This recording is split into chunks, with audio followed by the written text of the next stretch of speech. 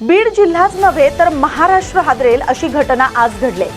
सूत्रांकडून मिळालेल्या माहितीनुसार बीडसह राज्यातील अन्य काही महत्त्वाच्या शहरातील पासपोर्ट कार्यालय आणि पोस्ट ऑफिस टपाल सेवा कार्यालयात दुपारी 12:10 बॉम्बस्फोट करून ते उडवून देण्याची धमकीचा संदेश आल्याची प्राथमिक माहिती प्राप्त झाली आणि बीड शहरामध्ये एकच खळबळ उडाली।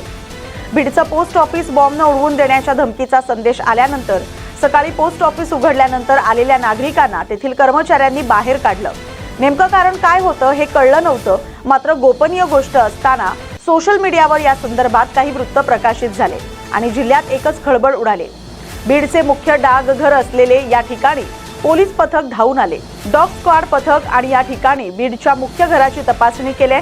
अनर्थ जरी टळला असला तरी झालेल्या घटनेमुळे पोस्टातील व्यवहारावर मोठा परिणाम झालाय।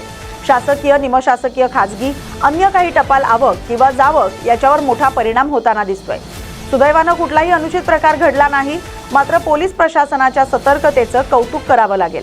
योग्य वेळी योग्य तो खबरदारी घेत पोलीस प्रशासनाचे कर्मचारी पोस्ट ऑफिसकडे धाव घेत होते। परिणामी पोस्टातील व्यवहारावर परिणाम झालाय।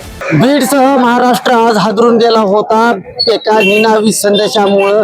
बीड शहराचं पोस्ट ऑफिस आणि पासपोर्ट कार्यालय दुपारी 12:10 वायू मिश्रित अशा विषारी आणि RDXचा बॉम्बस्फोट घडून आणण्याचा मेल आला होता आणि एकच बीडमध्ये खळबळ उडाली होती। हे पोस्ट ऑफिस आपण या ठिकाणी पाहत आहोत। या ठिकाणी दुपारी बॉम्बशोधक पथक आले होते, त्याचबरोबर ती आणखी डॉग स्क्वॉड पथक देखील आलं होतं। पोलिसांचा तगडा बंदोबस्त या ठिकाणी होता। काही काळासाठी मात्र पोस्ट ऑफिसचे काम खोळंबलेली होती। आताही दुपारच्या वेळेत आपण पाहत आहोत या ठिकाणी जे आहे ती संपूर्णपणे गेट बंद आहे आणि हा जो बॉम्बनी उडवून देण्याचा जो मेल संदेश जो आलेला होता त्याच्यामुळे एकूणच बीड सह महाराष्ट्रात खळबळजनक या घटना या ठिकाणी व्यक्त रोष या पोलीस प्रशासनाने देखील या ठिकाणी तगडा बंदोबस्त तैनात केला होता, शोध घेतला होता। मात्र सध्या तरी काही अनुचित प्रकार घडला नाही। सीरचार असं वातावरण आहे, मात्र